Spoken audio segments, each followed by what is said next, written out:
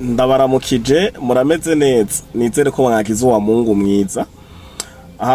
Jewe imbere yuko nja muri siporo nabonye amajambo ariko arakwiragizwa ku mbuga ngurukana bumenyi ngo Paul Kagame yavuze ko ngo imbere y'itangazamakuru yemeje neza ko ngo ashoboye kuja muri Kongo ngo agafata Tshisekedi ngo akamukura Kongo akamujana ngo abakongomani bakikangura ngo Tshisekedi yamushimutse yamukidinafye canke yamunyuruje mu kirundi ciza.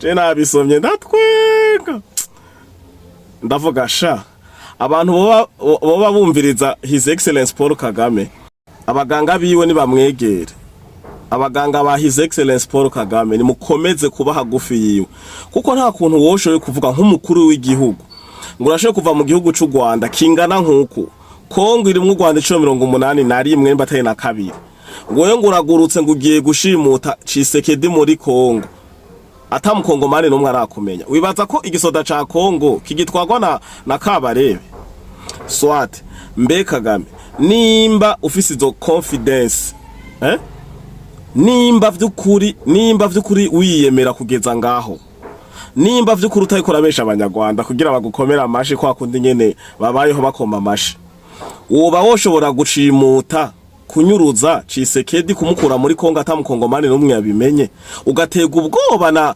Victoire Ingabire Umuhoza, umukenyeza atagira n'igikwasho, atagira igisirikare, atagira abanyerondo, atagira ikintu na kimwe imbere n'inyuma, mukajugumira u Rwanda gose guhera kuri wewe, abasoda, abapolisi, abanyerondo n'abaki munyirukanga inyuma ya Victoire.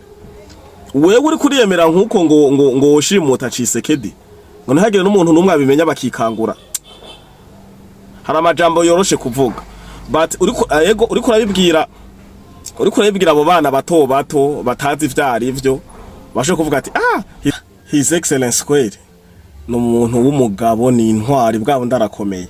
Ariko jewe no kuri sindi muri abo bantu babeshwa ivyo bintu, ivyo binyoma vy'abana, ivyo nibitito babwira abana kugira basinzire.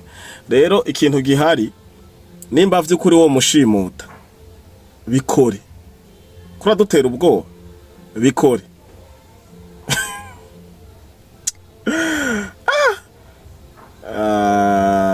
La Victoire Ingabire gusoma igitabo gusa, nimba ari ngo gitabo ciki ngo ujya arafunzwe, gusoma igitabo, nta banyerondo, nta gipolisi, nta muhari, nta groupema, nta aki, umucece aho muri mujyama mudasinzira, strategy zanse. Mu Bufaransa aguma bagira ama manifestation, mu Rwanda ho ntibapima kubera baratse kungene byoca bigenda, hanyuma mukavuga ko moja gushimuta Tshisekedi.